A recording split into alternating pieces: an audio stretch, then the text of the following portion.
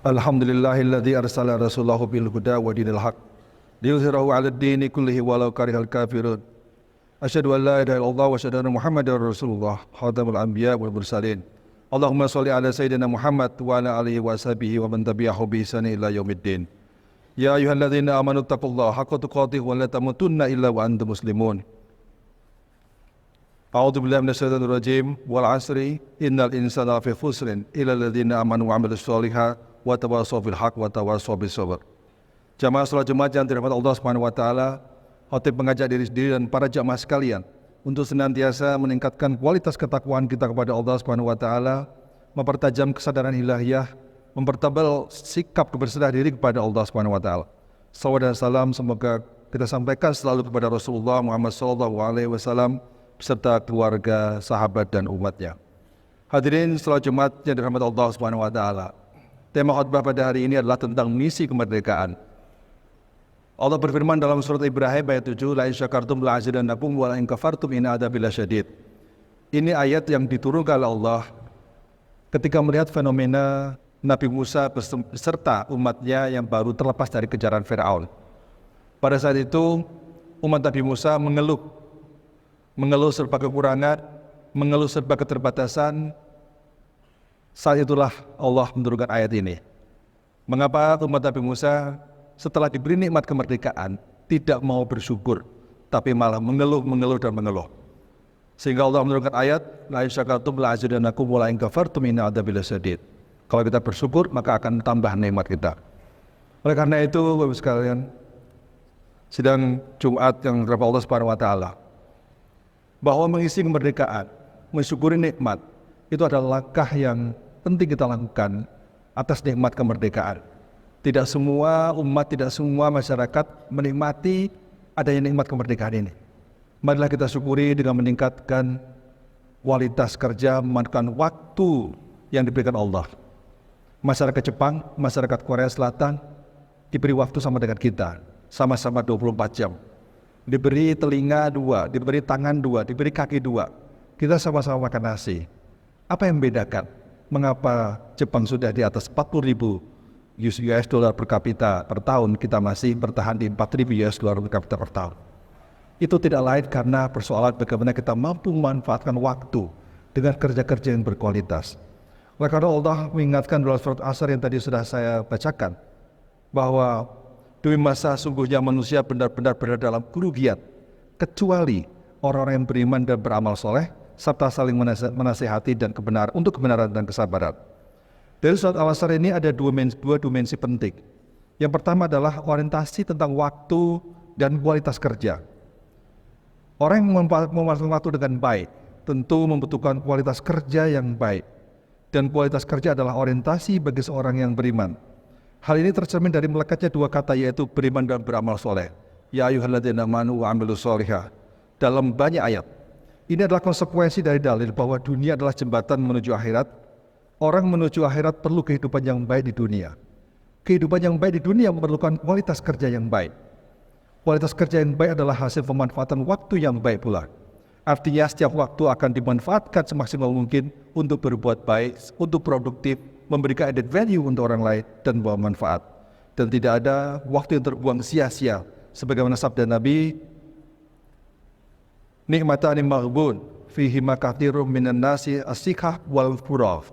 Dua nikmat yang banyak manusia tertipu di dalamnya adalah nikmat sehat dan waktu luang.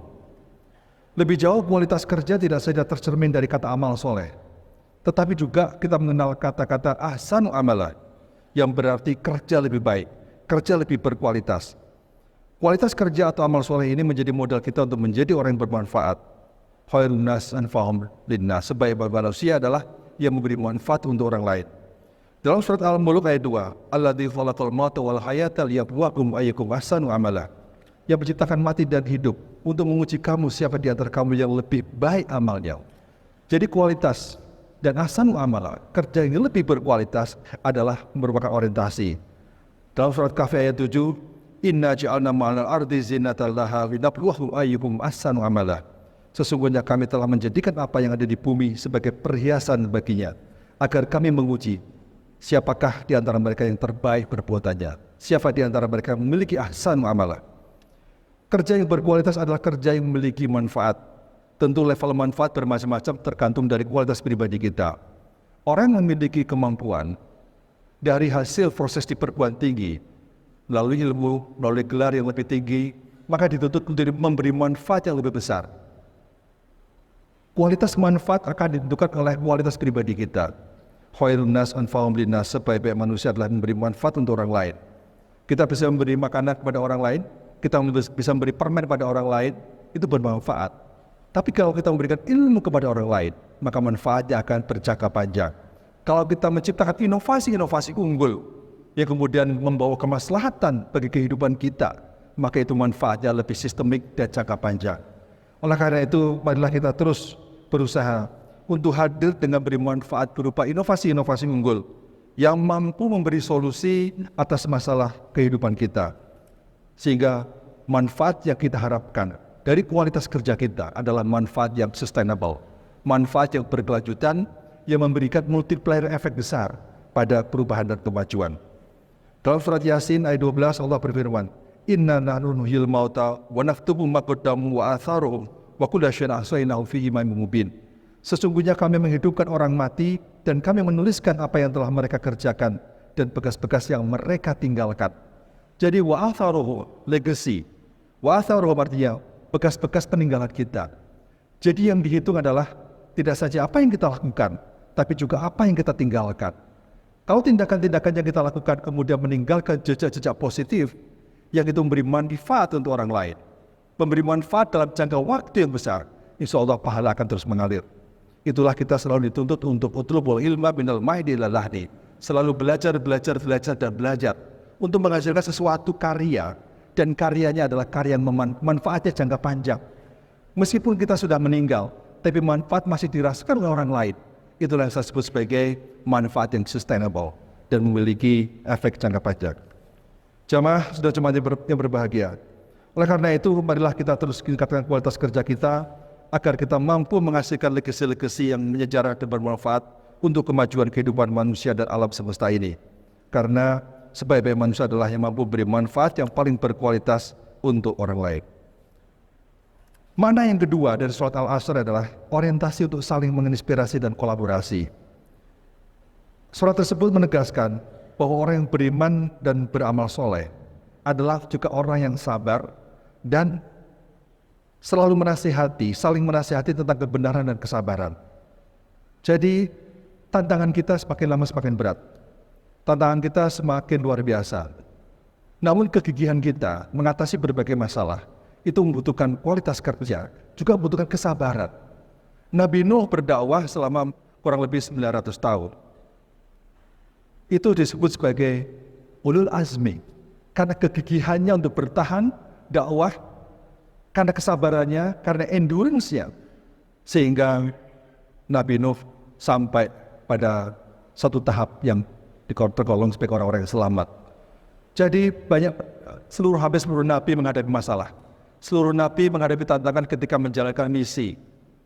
Kita kehidupan juga sama. Masalah yang kita hadapi jauh masih kecil dibandingkan masalah-masalah yang dihadapi oleh para rasul, para nabi kita. Tapi kesabaran itu menjadi faktor yang menentukan. Kemudian kedua adalah saling menasihati. Saling menasihati kemudian juga berarti saling menginspirasi. Kita punya baterai dalam tubuh kita yang bisa up and down, yang membutuhkan suntikan-suntikan semangat, membutuhkan suntikan-suntikan energi positif bagi kita untuk terus meningkatkan kualitas kerja kita. Jadi sabar, kemudian menginspirasi, saling menginspirasi. Ada arisan inspirasi yang kita lakukan adalah modal bagi kita untuk terus berkembang. Allah juga menegaskan surat Maidah ayat 2, wa ta'awanu 'alal birri wat taqwa wa la ta'awanu 'alal itsmi wal 'udwan wattaqullaha innallaha syadidul 'iqab. Saling menolonglah kamu dalam melakukan kebajikan dan takwa, dan jangan saling menolong pada perbuatan dosa dan permusuhan. Bertakwalah kepada Allah, sebenarnya sesat Allah sangatlah pedih. Ayat ini sekaligus menggambarkan bahwa manusia adalah makhluk sosial yang interdependen, saling tergantung.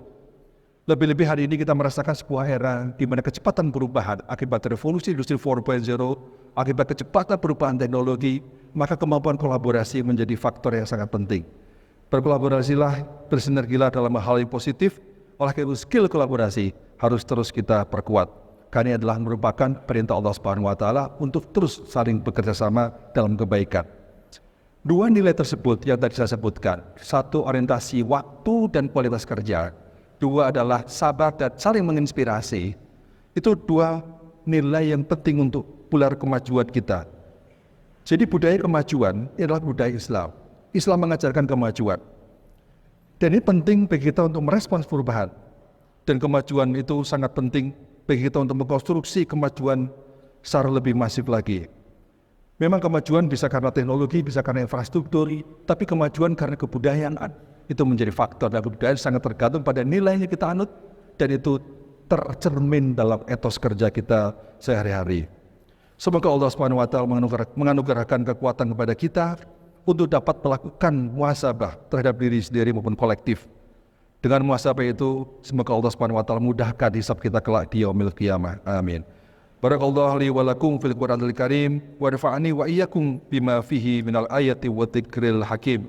Wastaghfirullahal adzim li wa lakum min kulli dzambin fastaghfiruhu innahu huwal ghafurur rahim.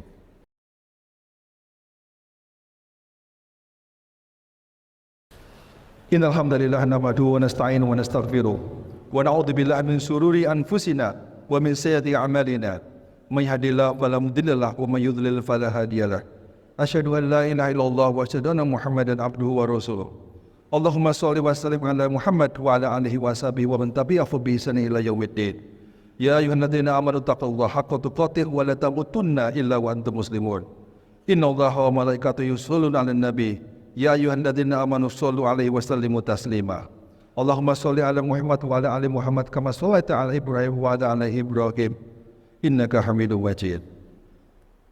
Allahumma ighfir lil muslimin wal muslimat wal mu'minin wal mu'minat al ahya minhum wal amwat innaka sami'un qaribun mujibud da'wat wa qadiyal hajat. Rabbana hab lana min azwajina wa dhurriyyatina qurrata a'yun waj'alna lil muttaqina imama. Rabbana la tuzigh qulubana ba'da idh hadaytana wa hab lana min ladunka rahmah innaka antal wahhab. Allahumma ij'alna min ahli ibadah. Allahumma ij'alna min ahli ulama. Allahumma ij'alna min ahli sabirin. Allahumma ij'alna min ahli sholihin. Allahumma ja'alna min ahlil jannah. Rabbana atina fid dunya hasanah wa fil akhirati hasanah wa qina adzabannar.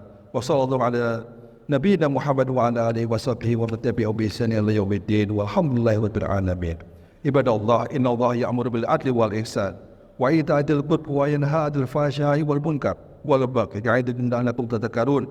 Wa dzikrullahil 'azim yadhkurkum washkuruhu 'ala ni'amihi yazidkum wa dzikrullahi akbar. Assalamualaikum warahmatullahi wabarakatuh. Sallallahu ala Muhammad